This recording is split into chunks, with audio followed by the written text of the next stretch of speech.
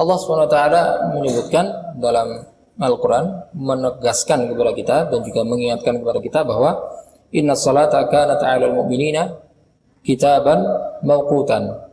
Sesungguhnya salat itu bagi orang yang beriman adalah kitab mawqut. Apa artinya kitab? Kitab itu adalah kewajiban. Sebagaimana Allah SWT menyebutkan dalam perintah puasa, kutiba alaikumusiyam. Kutiba itu artinya diwajibkan. Kitaban mawqutan. Kitab itu adalah kewajiban, mawqut itu artinya yang memiliki batasan waktu. Maka salat itu memiliki batasan waktu. Allah memerintahkan kepada kita salat yang hanya 5 kali sehari semalam dan dibatasi dengan waktu tertentu yang masing-masing durasi waktunya itu berbeda. Kenapa kira-kira? Kenapa subuh itu hanya sekitar 2 jam, sedangkan zuhur itu 3 jam misalnya, asar 3 jam, maghrib nggak nyampe setengah jam, isya bisa sampai 5, 6 bahkan lebih. Kenapa durasi waktunya itu tidak sama dan kenapa jaraknya juga berbeda-beda? Kenapa dalam 24 jam itu nggak dibagi saja menjadi 5? Masing-masing berapa 24 bagi 5 itu? 4 jaman sedikit. Jadi masing-masing durasi sholat itu kenapa nggak 4 jam 4 jam? Kenapa kira-kira? Dan juga kenapa jumlah rakaat sholat itu beda-beda? Subuh 2, maghrib 3, yang lain 4. Kenapa nggak diseragamkan? Semuanya 2 saja atau semuanya 3, semuanya 4? Kenapa kira-kira? Karena yang diinginkan oleh Allah SWT itu bukan gerakan kita saja, bukan bacaan kita saja, tapi yang diinginkan oleh Allah itu ketakwaan kita. Apa itu takwa? Ketaatan kita. Itu yang diuji oleh Allah SWT. Bukan hanya sekedar gerakan kita, gerakan tubuh ataupun gerakan mulut kita saja. Makanya dibedakan. Sebagaimana kurban yang pernah kita contohkan, Allah SWT menyebutkan bahwasanya lan yanalallaha luhumuha wala dima'uha walakin yanaluhu taqwa minkum. Kurban itu yang kalian kurbankan itu tidak akan sampai kepada Allah daging dan darahnya, tapi yang akan sampai kepada Allah adalah ketakwaannya. Kurban itu meskipun berkurban satu sapi yang beratnya 1 ton, kalau tidak didasari dengan ketakwaan tidak akan diterima oleh Allah SWT.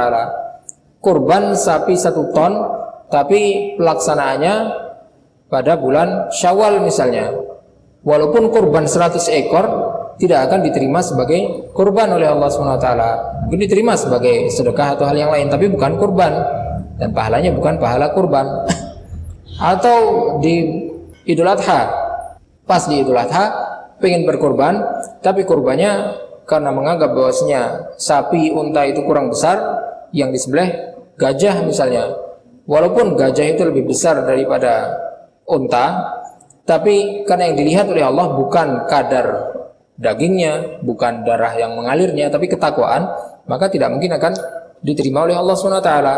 Atau kita menganggap bahwasanya orang-orang itu nggak suka kambing, maka kalau memberikan daging kambing itu nggak akan dimakan oleh orang-orang. Lebih baik kurban ayam yang pasti disukai oleh semua orang. Karena yang dilihat oleh Allah itu bukan dagingnya, tapi ketakwaan kita, maka mau kurban ayam 1000 pun tidak dinilai kurban oleh Allah SWT. Begitu pula dengan sholat, yang dinilai oleh Allah itu adalah ketakwaan kita. Kalaupun kita sholat subuh lagi semangat, sholatnya mau 4 rakaat, malah nggak akan diterima oleh Allah SWT. Atau zuhur, atau sholat yang lain, atau karena sholatnya itu semangat, zuhurnya sebelum matahari tergelincir, jam 11 sudah zuhur karena lagi rajin, tidak akan diterima oleh Allah SWT. Karena yang dinilai oleh Allah itu adalah ketaatan kita. Kembali ke pertanyaan, apakah berdosa orang yang menunda sholat karena melakukan pekerjaan? Allah SWT menyebutkan dalam firman-Nya, fawailul lil musallin alladzina hum an salatihim sahun. Celakalah orang-orang yang sholat. Yang celaka yang bagaimana? Alladzina hum an salatihim sahun. Para sahabat mereka mengatakan bahwasanya alhamdulillah, Allah dalam ayat ini mengatakan an salatihim sahun, bukan fi salatihim sahun. Yang dianggap celaka dalam salat itu adalah orang yang melalaikan dari salatnya. bukan yang lalai dalam salatnya. Karena kalau lalai dalam salatnya, ketika kita salat teringat urusan dunia, berarti itu masuk dalam lalai. Tapi yang dianggap celaka oleh Allah SWT adalah alladzina hum an salatihim sahun. Siapa itu alladzina hum an salatihim sahun? Alladzina yuakhiruna shalah hatta yakhruja waqtuha. Yang lalai dari salat, maksud dari orang yang melalaikan diri atau lalai dari salat adalah orang yang menunda-nunda waktu salat sampai keluar atau habis waktu salat. Itu yang disebut sebagai wail. Fawailun lil musallin. Orang-orang yang celaka meskipun mereka salat karena menunda-nunda salat, karena menunda-nunda salat sampai keluar waktunya. Bolehkah kita menunda salat karena melakukan satu pekerjaan? Allah SWT sudah memberikan ketentuan dalam menjalankan sholat. Allah tidak menginginkan kita untuk melakukan satu hal yang di luar kemampuan kita. Allah tidak ingin untuk memberatkan kita, maka Allah memberikan banyak rukhsah, banyak keringanan bagi kita. Kalau kita tidak mampu sholat berdiri, boleh duduk, boleh berbaring. Kalau kita sedang dalam perjalanan, kita sholatnya 2 rakaat dari 4 rakaat, kita sholatnya boleh dikumpulkan. Kalau kita dalam keadaan takut, sholat itu bisa sambil lari, sambil menghadap ke timur, ke utara, sambil naik kuda, apapun boleh kita lakukan. Tapi kita kemudian tidak boleh untuk membuat sendiri keringanan menurut kita. Kalau kita meninggalkan sholat itu karena ada sesuatu yang memang darurat itu adalah hal yang membolehkan kita untuk melakukan hal-hal yang haram. Famaniturra ghaira baghin wala 'adin fala itsma 'alaih. Orang yang darurah itu dia tidak dihukumi berdosa kalau dia tidak menginginkan hal yang berdosa tersebut, bukan karena keinginan dia sendiri.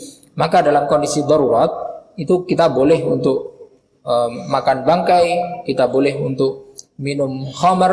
Dalam kondisi darurah, dalam kondisi darurat, perbuatan-perbuatan yang awalnya dosa itu menjadi boleh. Sebagaimana pula hal-hal yang awalnya wajib menjadi tidak wajib. Salat itu kalau dalam kondisi darurat maka menjadi tidak wajib. Misalnya kita di atas kapal, kapal kita tenggelam sementara kita belum salat. Kalau kita tidak berenang duluan, kita mati. Kalau kita salat duluan, kita akan mati. Maka berenang dulu meskipun sampai keluar waktu sholat. Nanti sholat setelah selamat. Begitu pula dengan kita menyelamatkan orang misalnya. Kita melihat ada orang tenggelam. Kalau kita selamatkan dia, waktu sholat akan habis. Kalau tidak kita selamatkan, maka dia akan mati. Maka boleh untuk menyelamatkan orang tersebut meskipun kita belum sholat. Kita sholatnya ditunda. Pekerjaan itu apakah sifatnya darurat atau bukan? Kalau sifatnya bukan darurat, maka tidak dibolehkan untuk meninggalkan atau mengakhirkan salat sampai keluar waktunya karena urusan pekerjaan.